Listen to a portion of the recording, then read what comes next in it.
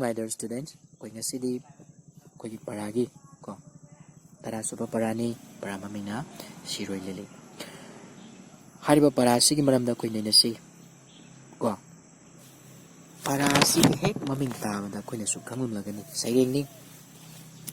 Shirui Lili haibasi akoi gi Manipur gi kainoba jati gi layurang lagani haina sarna thajai ko natra Shirui Lili si Shirui Lili si Manipur da pangma yamna tangba lay makalamani aduna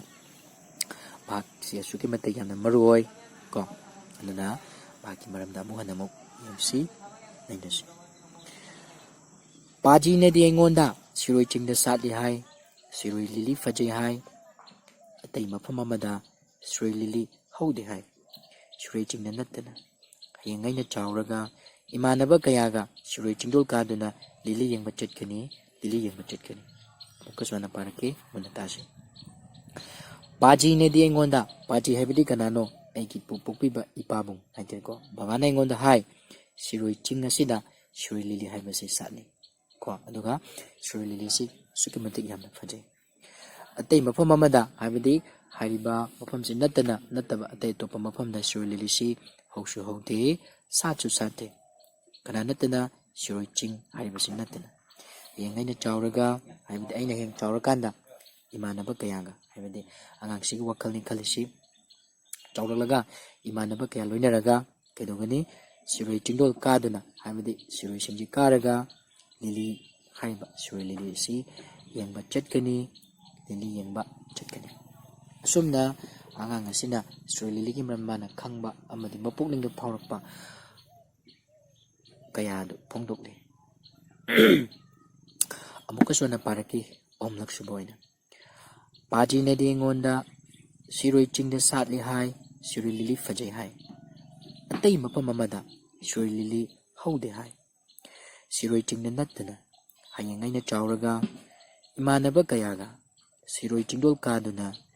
Lili yengba chatkani Lili yengba chatkani aroibagi dumuhan haige Lili yengba chatkani Lili yengba chatkani asumna sereng asi koina chimphada suphana honagadabani phab lorakanda amuk sagi notebook ti thokpadu khak khawroidabani patangda yengsi parasta yawba koi aruba wahi kharadang amuk yengsi aruba wahi gi wanthok Shirui ching haibadi ukhul leiba ching amagi mamingni ko Shirui Lili Shirui ching datta satpa lei amagi mamingni chingdon haibadi chingi maton khwaidagi matak tangba sharu hayeng sareng asida sinariba hayeng gi arthadi kona haibadi matungda tungda haibani yariko dune sumna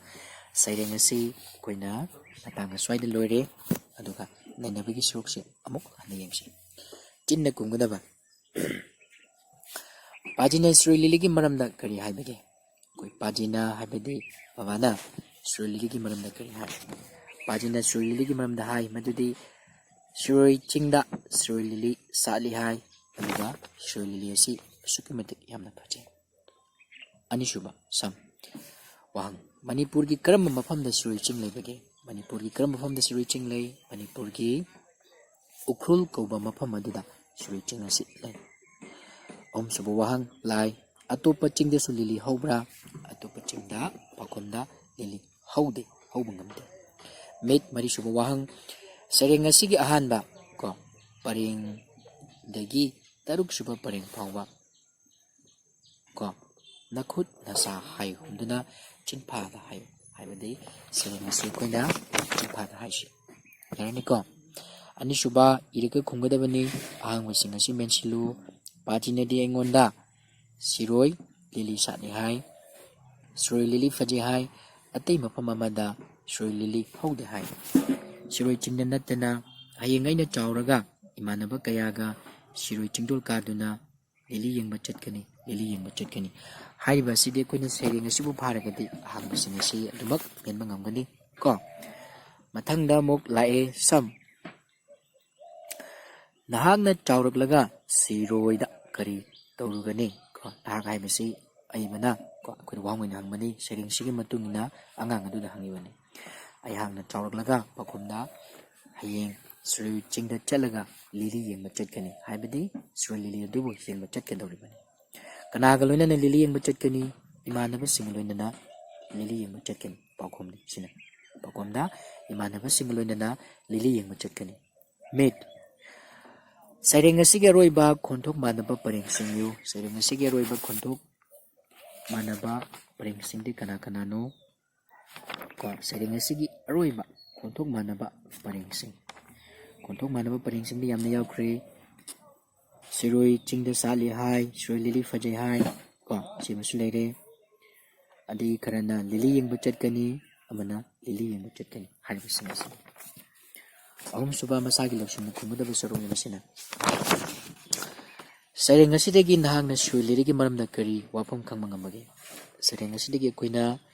wafam khara khangma ngami madudi Shirui lili haibasi asukki mate yamna phajaba atai mafamda sataba Manipurgi Shirui chingda haibadi Ukhrull jilagi mafamda khaktang hauba ngamba adugumba lili makhal amani Anisuba Shirui liliga haipet manaba Manipurgi chingi atopa lili amagi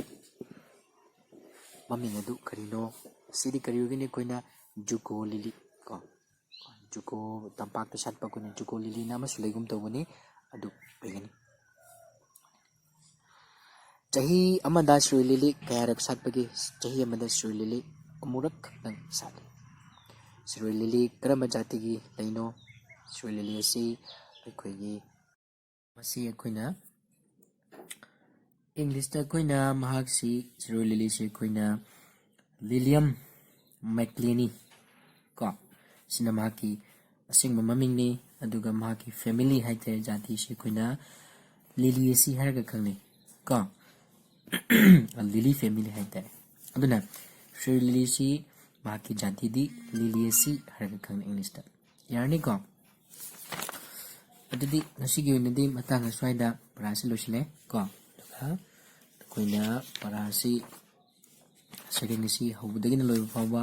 ningkisina phadoklo aduga mathagi video da muk anoba para amaga loina sarga muk thingnasi asigini matang swaida loisilage thank you all